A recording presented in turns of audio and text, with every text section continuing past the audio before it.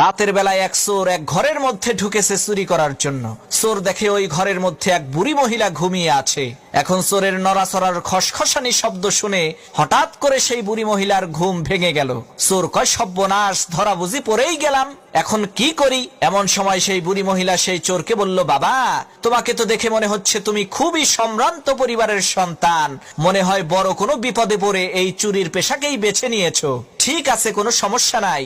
এই যে দেখো, আলমারির ৩ নম্বর বাক্সের মধ্যে ৫ ভরি স্বর্ণ আর ৭০,০০০ টাকা আছে, এগুলো তুমি নিয়ে যাও। আমি বাঁচবই আর কয়দিন, এত টাকা পয়সা দিয়ে আমি করবোটা কি? আর বাবা, তুমি যাওয়ার আগে আমার কাছে এসে একটু বসো। আমি একটু আগেই একটা আশ্চর্য ধরনের স্বপ্ন দেখেছি। এই স্বপ্নের মানেটা আমি বুঝতে পারছি না, তুমি একটু বলো তো এই স্বপ্নের মানেটা কি? চোর মনে মনে কয়, আল্লাহ, সব বাড়ির মানুষেরা যদি এই বুড়ির মতো বড় দিলের অধিকারী হইতো, তাহলে তো আমার আর কোনো চিন্তাই থাকতো না। এদিকে সেই বুড়ি মহিলা তার স্বপ্নের কথা সেই চোরকে বলতে আরম্ভ করলো। সে, বাবা, আমি দেখলাম বিশাল বড় একটি মরুভূমির মধ্যে আমি হারিয়ে গেছি। এমন সময় একটা ঈগল পাখি এসে জোরে জোরে ৩ বার বলল, জামাল, জামাল, জামাল। এরপরে সেই ঈগল পাখিটি চলে গেল। বাবা, বলো তো এর মানে কি?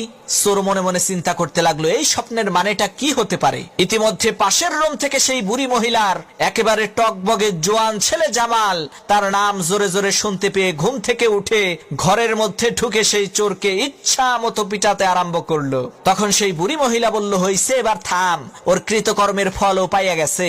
তখন সেই চোর বলল, না ভাই, থাইমো না, আমারে আরো মারো, যাতে ভবিষ্যতে আমার মনে থাকে শালার আমি একটা চোর, স্বপ্নের ব্যাখ্যা করার কোনো জ্যোতিষী না।